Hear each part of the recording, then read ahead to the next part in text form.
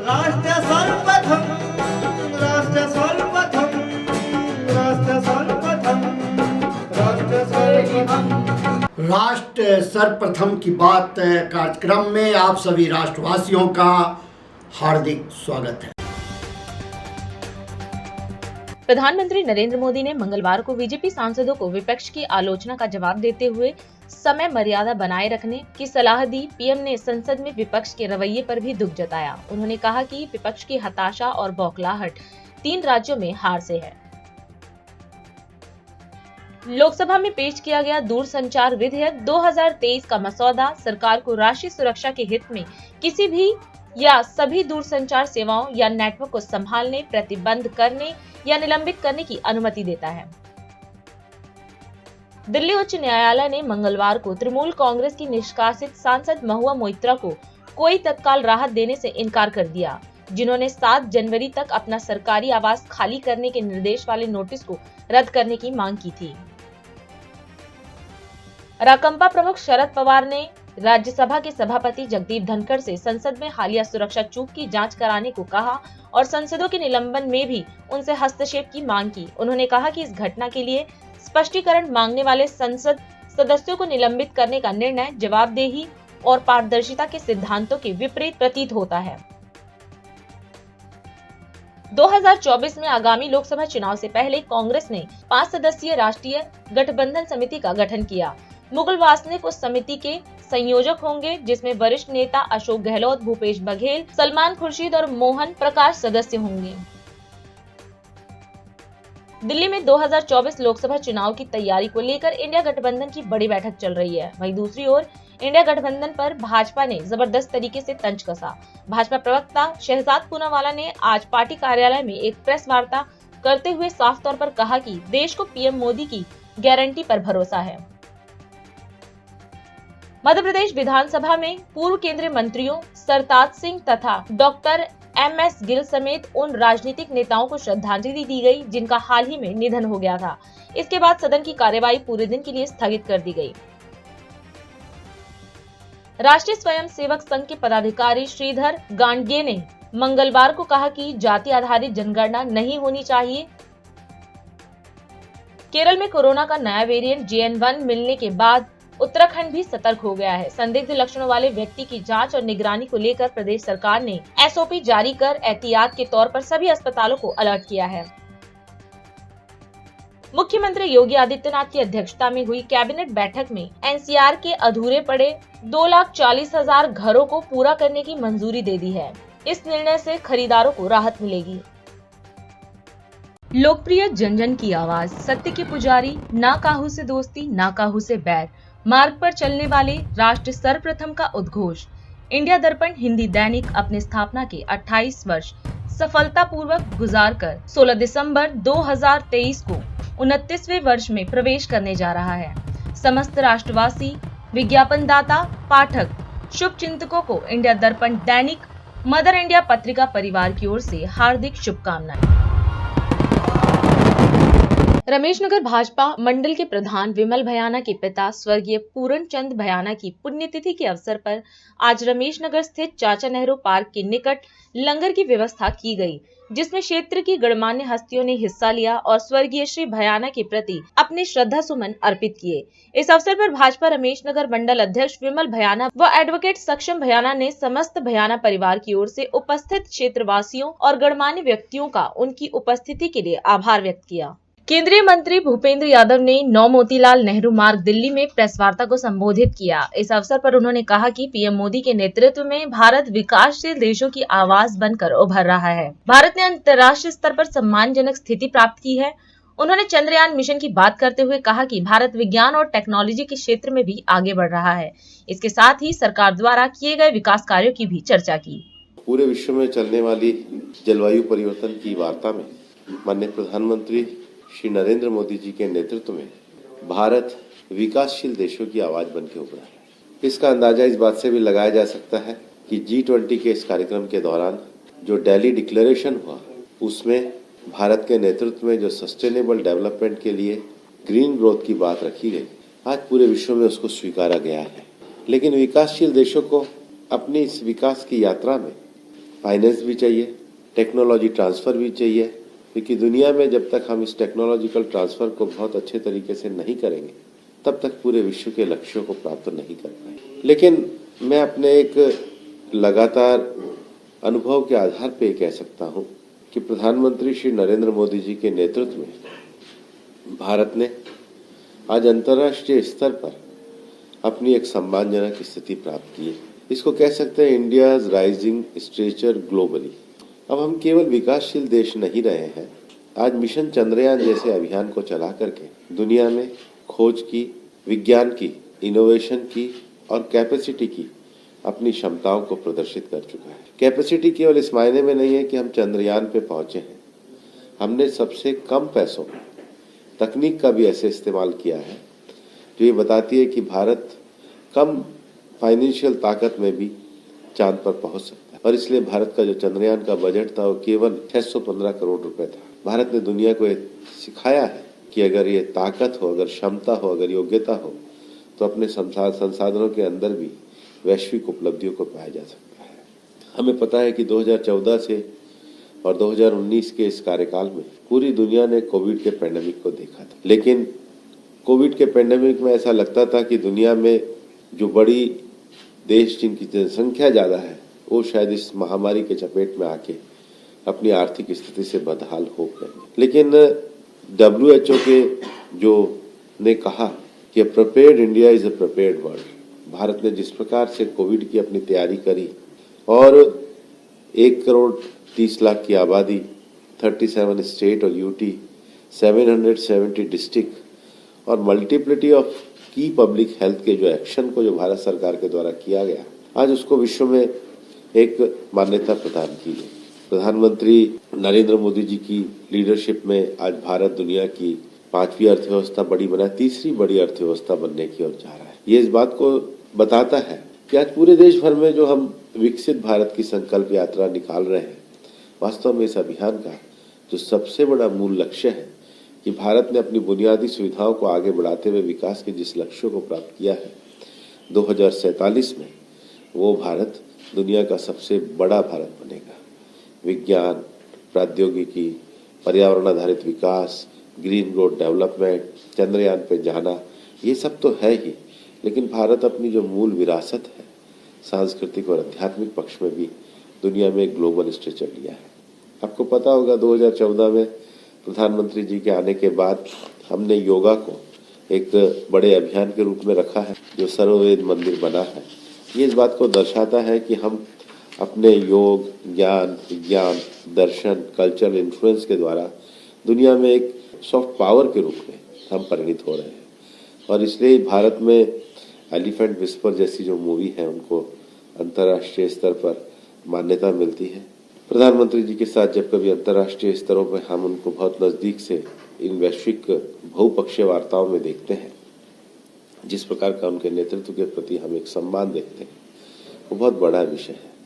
COP28 में भी आपको पता होगा कि दुनिया के सब देशों के जब डायलॉग शुरू होते हैं, उससे पहले UAE ने सबसे पहले केवल शुरुआत में उसके ओपनिंग रिमार्क के लिए प्रधानमंत्री जी को आमंत्रित किया। इस बार COP में जब फाइनेंशियल डायलॉग की भी बात शुरू हुई तो उसके भी ओपनिंग रिमार्क के लिए प्रधानमंत्री जी को आकर्षित किया। बाद में दुनिया के बड़े नेता पैनल डिस्कशन पे आए।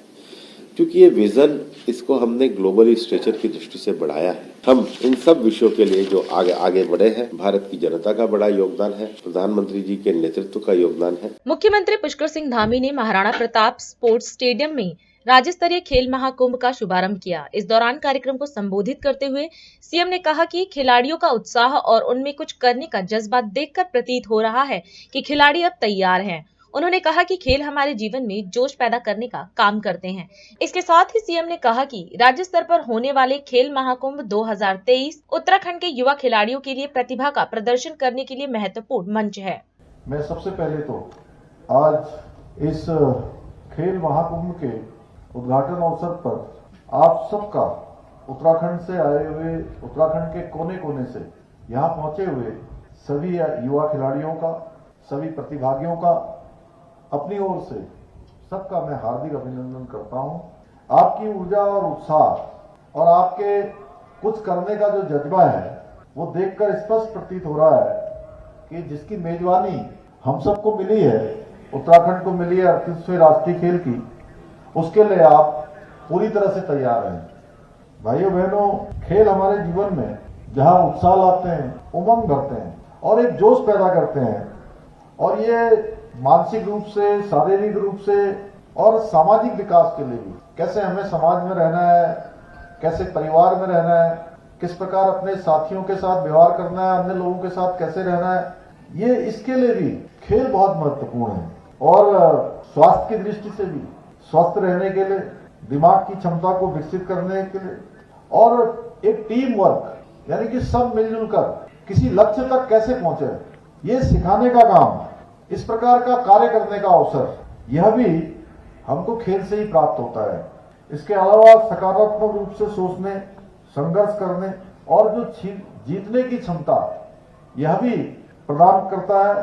प्यारे खिलाड़ियों, राज्य स्तर पर होने वाला ये जो खेल महाकुंभ है, ये उत्तराखंड के जो हमारे युवा खिलाड़ी हैं, उनको अपनी जो प्रतिभा है उसका प्रदर्शन करने के लिए एक बहुत ही महत्वपूर्ण मंच है, क्योंकि इसमें हमारे बहुत नीचे से खिलाड़ियों को मौका मिलता है। जो हमारे पंचायत की निचली से निचली इकाई है, उस इकाई से प्रतिभाग करके यहाँ तक आने का अवसर मिलता है, और यहाँ पर प्रतिभाग करने के लिए किसी सिफारिश की भी आवश्यकता नहीं पड़ती है।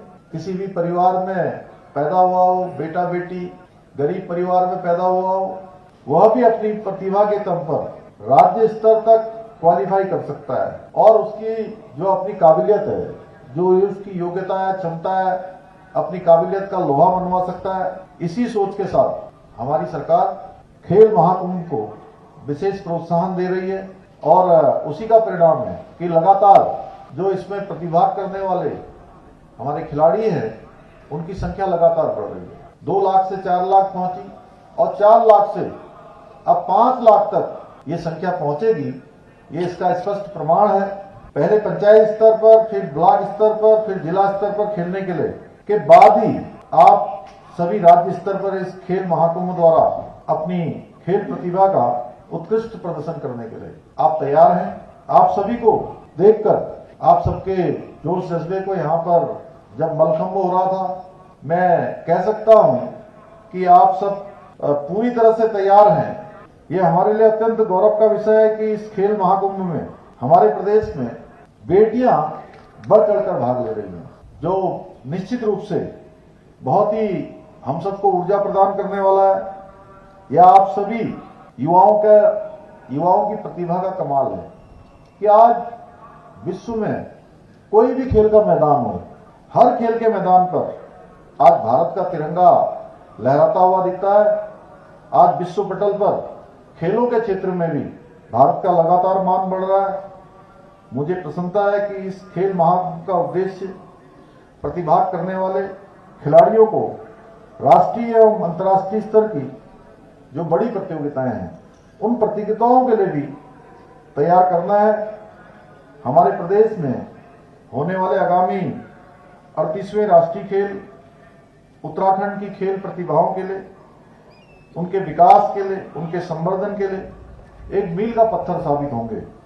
प्यारे खिलाड़ियों, 38वें राष्ट्रीय खेलों के आयोजन के लिए हमने अनेकों प्रकार से पहले ही, क्योंकि जब हमें ये था कि इसकी मेजबानी करनी है, तो अनेक प्रकार की हमने तैयारियां पहले से ही प्रारंभ कर दी थी। मैं एक बार फिर से आप सभी खिलाड़ियों को इस खेल महाकुंभ में अच्छे प्रदर्शन के लिए बहुत शुभकामनाएं देता हूं, एवं बाबा केदार से, भगवान बद्री विशाल से, हमारे उत्तराखंड के सभी देवी देवताओं से प्रार्थना करता हूं कि आपका खेल अच्छा हो, आप उत्कृष्टता को प्राप्त हो और आपका भविष्य उज्जवल हो। इतनी शुभकामनाएं करते हुए मैं अपनी बात को समाप्त करता हूं। बहुत बहुत धन्यवाद। अभी समय है एक ब्रेक का, हम चलते हैं ब्रेक पर, आप कहीं जाए नहीं, छोटा सा break. Powered by Kamal Buildtech Private Limited, fulfilling promises. With our professional team and experience of delivering projects, in past we guarantee you peace of mind and top quality work in an affordable price.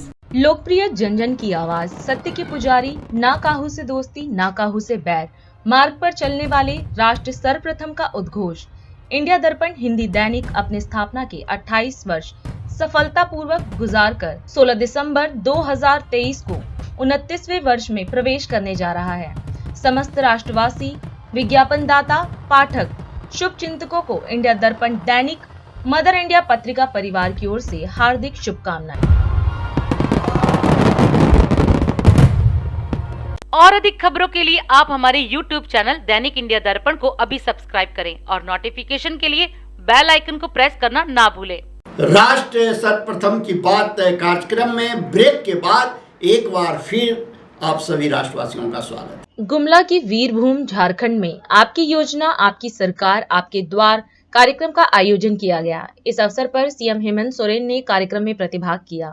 CM Soren ने कहा कि अपने क्षेत्र में शिविर के जरिए लोग योजनाओं का लाभ ले रहे हैं। इसके साथ ही उन्होंने जनता से अपील की कि अपने गांव, पंचायत, वार्ड में लगने वाले शिविरों के जरिए राज्य सरकार की लोक कल्याणकारी योजनाओं का लाभ अवश्य लें। आपकी योजना, आपकी सरकार, आपके द्वार कार्यक्रम के तीसरे चरण के इस पड़ाव में हम लोग आज गुमला जिला आए हैं और कसीरा पंचायत में है। ये शिविर सिर्फ यही नहीं बल्कि पूरे झारखंड राज्य में लगा हुआ है और विगत 23 नवंबर से हमने इसका शुभारंभ किया और ये शिविर के माध्यम से आप लोगों के कुछ समस्याओं का समाधान भी किया जा रहा है और कई समस्याओं के आवेदन भी लिए जा रहे हैं। योजनाओं से भी आपको लाभान्वित किया जा रहा है और कई योजनाओं के आवेदन भी लिए जा रहे हैं। ये शिविर तीसरी बार पूरे राज्य में लगभग एक महीने भर के लिए अलग अलग पंचायतों में, अलग अलग गांव में हर दिन लग रहा है। इससे पहले 2021 में हम लोगों ने ये शिविर लगाया था, फिर 2022 में भी शिविर लगाया और अब ये 2023 में ये तीसरा शिविर हम लोगों ने लगाया। और ये शिविर लगाने के पीछे का जो उद्देश्य है, ये उद्देश्य मात्र ये है कि जैसे कि हमने सरकार बनने से पहले कहा था कि जब हमारी सरकार बनेगी तो हमारी सरकार रांची के हेडक्वार्टर से नहीं चलेगा बल्कि हमारी सरकार गांव-गांव, पंचायत-पंचायत से चलेगा। इसीलिए हम लोगों ने ये कार्यक्रम विगत 2021 से प्रारंभ किया। हमारा झारखंड प्रदेश देश का सबसे पिछड़ा राज्य है। यहाँ गरीब गुरुआ लोगों की सबसे अधिक संख्या है। यहाँ मजदूर, किसान तबके के लोग अधिक हैं। 80% जो लोग हैं इस राज्य का हमारे गांव में रहने वाले लोग हैं और आज कई ऐसे गांव हैं, कई ऐसे लोग हैं हमारे गांव में जिन्होंने कभी ब्लॉक कार्यालय नहीं देखा, कभी बीडीओ सीओ को नहीं देखा और डीसी एसपी को तो बात ही बहुत दूर है। इसीलिए हमने ये तय किया है और हमारे बेचारे ग्रामीण अपने कामों को लेकर दलाल और बिचौलियों के चक्कर में फंस जाते थे। इसीलिए हमने सोचा कि ये सरकार अब किसी को ब्लॉक नहीं बुलाएगी, किसी को जिला नहीं बुलाएगी, बल्कि खुद ब्लॉक कार्यालय उसके घर के दरवाजे में जाएगा। पहला जब हम शिविर लगाए तो 35 लाख आवेदन हमको मिला। दूसरा शिविर लगाए तो लगभग 55 लाख से अधिक शिविर हमको आवेदन मिला हमें उन शिविरों से। इतना ज्यादा समस्या गांव में कैसे रह गया विगत 19-20 वर्षों में समझ में नहीं आया। शिविर की समस्या इतनी बड़ी थी कि हम लोगों को समझ में नहीं आया कि इस काम को कहां से शुरू किया जाए। तो हम लोगों ने सिलसिलेवार सबको बनाया कि कौन सा काम पहले करना चाहिए, कौन सा काम बाद में। 1, 2, 3, 4, 5 करके लंबा फहरिस्त बना हुआ है। अभी भी एक एक करके हम लोग समस्या को समाधान कर रहे हैं। और पहला शिविर का परिणाम ये हुआ जहां हमारे बूढ़े बुजुर्ग लोग अपना 2 वक्त के अनाज के लिए इधर उधर, कोई राशन कार्ड बनाने के लिए भटक रहा है, कोई पेंशन के लिए भटक रहा है। 80-90 साल हुआ, ना राशन मिला ना पेंशन मिला। हमने नियम बना दिया कि अब इस राज्य का जितना भी 60 साल का बुजुर्ग है, सभी बुजुर्गों को हम पेंशन देंगे। उसके लिए कोई आधार कार्ड का जरूरत नहीं। तो कई सारी चीजें हैं। अभी विशेषकर यहाँ पर हमारे हाथ में 3-4 किताबें हैं, छोटा छोटा। ये सारी किताबें हमारे स्कूल के बच्चों, स्कूलों में भी जाएंगे, हमारे स्कूल के लाइब्रेरी में भी जाएगा। और हम आप सभी छात्र छात्राओं से कहना चाहेंगे, बेटा हम लोग के माँ बाप लोग, कई माँ बाप ऐसे हैं जो पढ़े लिखे नहीं है, उसको पता ही नहीं है बेचारा क्या सरकार करती है। तो हमने इन किताबों में वो सारी योजनाएं बनाई हैं जो आप लोगों के लिए है, और योजना का लाभ कैसे लेना है, कहां से लेना है, वो सारा इस किताब में है। आप अपना कक्षा का किताब तो पढ़िएगा, अपनी क्लास की किताबें तो पढ़ेंगे ही, लेकिन माँ बाप को सहायता करने के लिए, जो पढ़े लिखे नहीं है उनको सहायता करने के लिए इन किताबों को भी देखिएगा, पढ़िएगा, ताकि आप घर में बता सकें कि पिताजी आपके लिए भी सरकार ने ये योजना बनाया है, इसका भी आप लाभ लीजिए। संसद के शीतकालीन सत्र के दौरान बीजेपी सांसद प्रवेश वर्मा ने दिल्ली की अनधिकृत कॉलोनियों के विषय में बोलते हुए पीएम मोदी का धन्यवाद किया। उन्होंने कहा कि कांग्रेस व आम आदमी पार्टी ने आज तक एक भी अनधिकृत कॉलोनी को पास नहीं किया, जबकि पीएम मोदी ने सारी कॉलोनियों को पास किया है। इसके साथ ही उन्होंने सभी सांसदों से मास्टर प्लान 2041 को समर्थन देने की भी बात कही। आज ये बिल आया तो मैं ईश्वर का भी धन्यवाद करता हूं कि हम इसके ऊपर में बोल पा रहे हैं और ये दिल्ली की जनता इसको समझेगी कि आज प्रधानमंत्री जी ने उनके लिए कितना बड़ा काम किया। और मैं प्रधानमंत्री जी का सबसे ज्यादा धन्यवाद करता हूं। हमारे दिल्ली में कांग्रेस की सरकार रही 15 साल और अभी आम आदमी पार्टी की सरकार है 9 साल से। 22-25 साल में आज तक इन्होंने दिल्ली की एक भी कॉलोनियों को पास नहीं किया। और जैसे हमारे प्रधानमंत्री जी के पास में हम सारे सांसद मिलकर, दिल्ली के भाजपा के हमारे विधायक मिलकर गए और हमने मांग करी कि दिल्ली की कॉलोनियों को पास करो, तो उन्होंने, प्रधानमंत्री जी ने 50 लाख लोगों की जिंदगी के ऊपर जो हमेशा तलवार थी उसको हटाकर सारी कॉलोनियों को पास किया। क्योंकि ये भारत की राजधानी है और भारत की राजधानी में सारे सांसद के जिलों के, उनके क्षेत्रवासी, उनके वोटर ये यहाँ पे दिल्ली की कॉलोनियों में रहते हैं और ये सैकड़ों की संख्या में रहते हैं। तो ये बिल जो आया है ये सभी सांसदों के लिए है। यहाँ पर उत्तर प्रदेश के लोग भी रहते हैं, बिहार के लोग भी रहते हैं और यहाँ पे झारखंड के लोग भी रहते हैं, कश्मीर के लोग भी रहते हैं। तो ये सभी सांसदों के लिए बिल है, तो सभी को आपको इसको समर्थन करना चाहिए। मैं केवल थोड़ा सा बैकग्राउंड बताना चाहता हूँ। ये जो बार बार कहते हैं अनऑथराइज्ड कॉलोनी, ये अनऑथराइज्ड कॉलोनी है क्या? हमारा देश जब आजाद हुआ तो उस समय दिल्ली की पॉपुलेशन 7 लाख थी, 8 लाख थी। उसके बाद में 2001 में हमारे दिल्ली की पॉपुलेशन हो गई 1.5 करोड़। आज हो गई दिल्ली की पॉपुलेशन 2.5 करोड़। अब आबादी बढ़ती जा रही थी, परिवार बढ़ते जा रहे थे, मगर जो दिल्ली के उस समय 50 साल पहले, 60 साल पहले दिल्ली में हमारे यहाँ पे जो सरकार होती थी, भारत की जो सरकार होती थी कांग्रेस की, या जो डिपार्टमेंट होता था डीडीए, कोई पॉलिसी नहीं है दिल्ली में। अगर आपको मकान बनाना है, अगर आपका परिवार बढ़ गया तो आज भी कोई पॉलिसी नहीं है। मगर मैं धन्यवाद करना चाहता हूं हरदीप पुरी जी का, भारत सरकार का, और जो हमारा विभाग है डीडीए उसका, कि जो नया मास्टर प्लान आ रहा है आप उसमें नई पॉलिसी लेके आ रहे हैं ताकि लोग अपने एग्रीकल्चर लैंड में उसको कॉलोनी को पास करवाकर फिर वहां पर मकान बनाएं। तो वो अनऑथराइज नहीं बोला जाएगा, वो अधिकृत बोला जाएगा, ऑथराइज बोला जाएगा। ये जो अनाधिकृत वर्ड है ये अगर किसी को खत्म करने का काम किया तो हमारे प्रधानमंत्री जी ने किया। और जैसे प्रधानमंत्री जी कहते हैं कि ये उनका सौभाग्य है कि जो काम ये कांग्रेस 50-60 साल के रूल में नहीं कर पाई, ये उनका सौभाग्य था, ईश्वर का आशीर्वाद था कि वो सारे काम, वो सारे पाप को धोने का काम हमारे प्रधानमंत्री जी के हाथों होना था, इसलिए ये काम हुआ और ये सारी कॉलोनियां पास हुई। सर, ये कांग्रेस ने खुद तो कुछ किया नहीं 60 साल 70 साल, और आज जब हम करने को आए तो आज भी ये चिल्लाते, आज भी इनके पेट में दर्द हो रहा है। आज दिल्ली की कॉलोनियां पास हो रही हैं, वहां पे इनके रिश्तेदारों के भी प्लॉट होंगे, इनके एमएलए ने भी, इनके मंत्री ने भी प्लॉट काटे हैं, जो है कॉलोनियां काटी हैं। आज उसके भाव भी बढ़े क्योंकि प्रधानमंत्री जी ने पास किया, तो भी ये लोगों के पेट में दर्द होता है। और आज भी ये हमारे हर काम में अड़ंगा डालने का काम करते हैं। हमारा काम नहीं था कॉलोनियां पास करना, ये काम था दिल्ली सरकार का, केजरीवाल का, शीला दीक्षित जी का। क्योंकि उन्होंने कोई कॉलोनी पास नहीं करी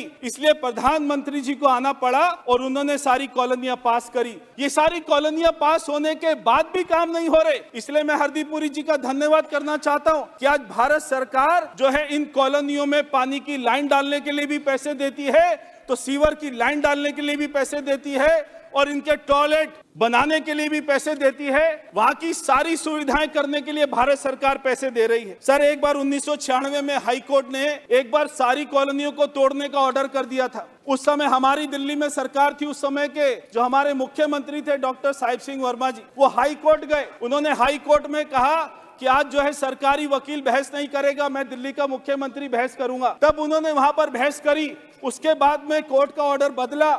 जो सारी कॉलोनियों के ऊपर में बुलडोजर चलने वाला था, अगर उसको बचाने का काम भी 1996 में किसी ने किया था तो तो भारतीय जनता पार्टी की सरकार ने किया था। सर अभी परिवार बढ़ गए तो ये कॉलोनियां आज भी कट रही। मैं इसलिए हमारे मंत्री जी से एक मेरी रिक्वेस्ट है हाथ जोड़कर कि जो नया मास्टर प्लान बन रहा है 2041, सर कृपया उसके अंदर में जीडीए पॉलिसी जो आने वाली है उसको लागू किया जाए और उसके साथ में लैंड पूलिंग पॉलिसी को लागू किया जाए, क्योंकि अगर ये पॉलिसी नहीं आएगी सर, आज भी आपको जानकर हैरानी होगी कि दिल्ली में मेरी लोकसभा में ऐसे ऐसे गांव की जमीन है जहां पर 2 करोड़ रुपया एकड़ में जमीन मिलती है, और उसी के 1 किलोमीटर दूर में गुड़गांव में चले जाओ तो वहां पर 20 करोड़ रुपए एकड़ में जमीन मिलती है, क्योंकि वहां पे अपना पॉलिसी है। हमारे दिल्ली में पॉलिसी नहीं है। इसलिए अगर कोई पॉलिसी आ जाएगी, सरकार लेके आएगी मास्टर प्लान में, तो हमारे किसानों को बहुत बड़ा फायदा होगा और ये कॉलोनियां, नई कॉलोनियां कटने से बच जाएंगी और सारी अधिकृत कॉलोनियां ही आएंगी।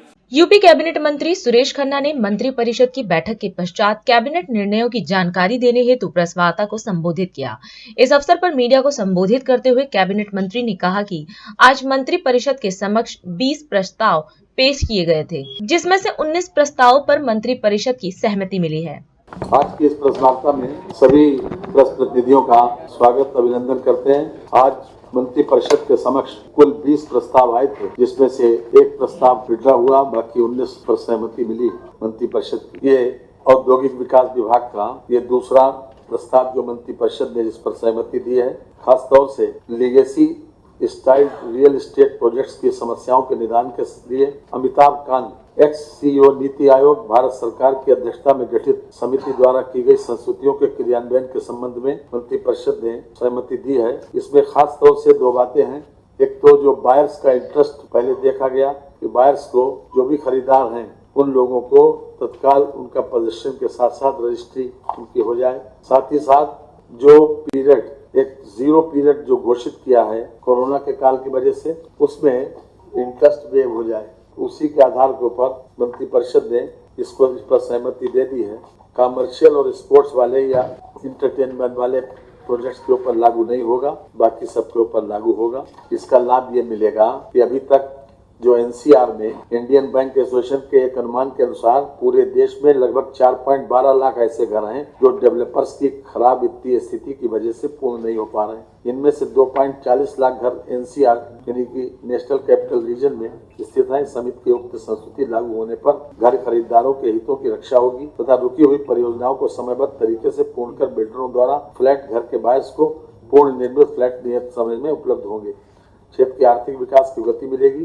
ये जिन लोगों ने नोएडा, ग्रेटर नोएडा में या एनसीआर रीजन में जिन लोगों के आज बने मकान पड़े थे या मकान में कब्जा हो गया था लेकिन कभी उन लोगों को पोजीशन नहीं मिला था, उन लोगों के लिए खास तौर से ये एक समिति गठित की गई थी भारत सरकार के द्वारा। उसको उसकी रिपोर्ट के ऊपर आज सहमति हमारे मंत्री परिषद ने दी है। इसमें खास तौर से समिति की ये संस्तुति थी कि क्रेता आज की तिथि में निवास कर रहे हैं, उनका रजिस्ट्रेशन सब लीज डीड तत्काल कराया जाना चाहिए। दूसरा ये था कि कोविड-19 से उत्पन्न परिस्थितियों में दृष्टिगत 1/4/20 से लेकर 31/3/20 तक 0 पीरियड का लाभ दिया जाना चाहिए। 0 पीरियड का मतलब यह है कि उतने पीरियड का उनके ऊपर ब्याज लोड नहीं होना चाहिए। नेक्स्ट प्रस्ताव भी जो हमारे औद्योगिक विकास का ही है, इसमें खास तौर से उत्तर प्रदेश औद्योगिक निवेश एवं प्रोत्साहन नीति 2022 के अंतर्गत प्रदेश में मेगा श्रेणी के औद्योगिक उपक्रमों हेतु विशेष सुविधाएं एवं रियायतें अनुबंध कराए जाने विषय जो शासनादेश 14/4/23 द्वारा मुख्य सचिव उत्तर प्रदेश शासन की अध्यक्षता में गठित उच्च स्तरीय प्राधिकृत समिति की दिनांक 29 सितंबर 2023 को संपन्न प्रथम बैठक की गई संस्तुतियों को अनुमोदन प्रदान कर दिया गया है। मुख्य सचिव की अध्यक्षता में एक हाई पावर कमेटी जो गठित हुई थी, खासतौर से इंडस्ट्री को प्रोत्साहन के लिए इनको लेटर ऑफ कंफर्ट जारी करने का आज सहमति मिल गई। तीसरा प्रस्ताव ये है, राष्ट्रीय बागवानी बोर्ड गुरुग्राम हरियाणा को 99 वर्ष के लिए निःशुल्क हमारी आलू की पैदावार जो है वो बेहतर हो, ज्यादा से ज्यादा आलू के जो काश्तकार हैं उनको लाभ के लिए ये राष्ट्रीय बागवानी बोर्ड गुरुग्राम हरियाणा को 99 वर्ष के लिए निःशुल्क भूमि लीज पर दिए जाने के संबंध में एक प्रस्ताव 22/8/23 को कैबिनेट ने मंजूर किया है। और अधिक खबरों के लिए आप हमारे YouTube चैनल दैनिक इंडिया दर्पण को अभी सब्सक्राइब करें और नोटिफिकेशन के लिए बेल आइकन को प्रेस करना ना भूलें। आज हम इस कार्यक्रम में आपसे विदा लेते हैं। आप अन्य खबरों के लिए बने रहे। राष्ट्र सर्वप्रथम, वंदे मातरम, जाग उठा है भारत। राष्ट्र सर्वप्रथम, राष्ट्र सर्वप्रथम, राष्ट्र सर्वप्रथम, राष्ट्र सर्वप्रथम।